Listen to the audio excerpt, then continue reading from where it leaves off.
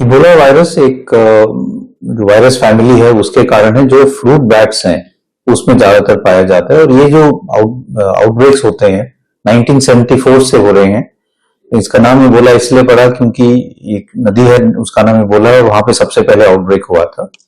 लेकिन ज्यादातर majority of I would say 99% जो आउटब्रेक्स हुए वो सिर्फ अफ्रीका में ही हुए हैं। लेकिन ये डर रहता है कि अफ्रीका से बाहर वो बीमारी फैल ना जाए।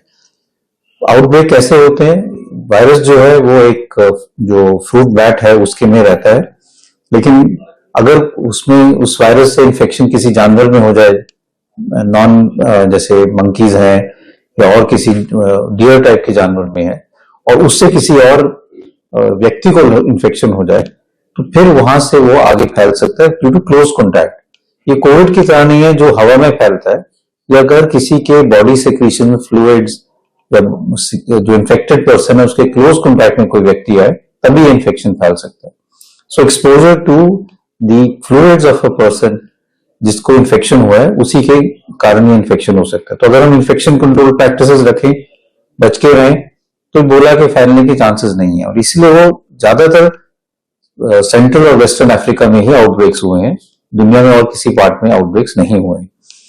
घबराने की इशू नहीं है, क्योंकि इस टाइप के जो इन्फेक्शन होते हैं वो पैंडेमिक या एपिडेमिक फॉर्म में नहीं होते। क्योंकि अगर हम अपना इन्फेक्शन कंट्रोल प्रैक्टिसेस रखें, किसी के क्लोज कॉन्टैक्ट में नहीं आए जिसको इन्फेक्शन है, तो चांसेस ऑफ इन्फेक्शन नहीं होते।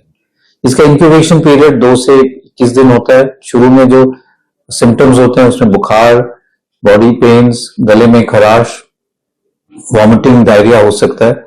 और जैसे जैसे सिम्टम्स बढ़ते हैं तो ब्लीडिंग हो सकती है, जो मुंह से हो सकती है, खून की उल्टी आ सकती है, स्टूल में ब्लड आ सकता है, और साथ साथ फिर ब्रीदिंग डिफिकल्टी हो सकती है, ऑल्टर्ड सेंसोरियम, बेहोशी जैसी सिचुएशन हो सकती है।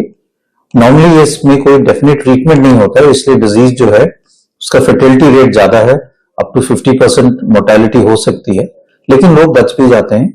और कई दफा ये सिक्रीशन जो वायरस है, ये सिक्रीशंस में, बॉडी फ्लूइड में जब कोई रिकवर भी कर जाता है तो कई महीने तक भी रह सकता है। तो हमें घबराने की कोई इशू नहीं है।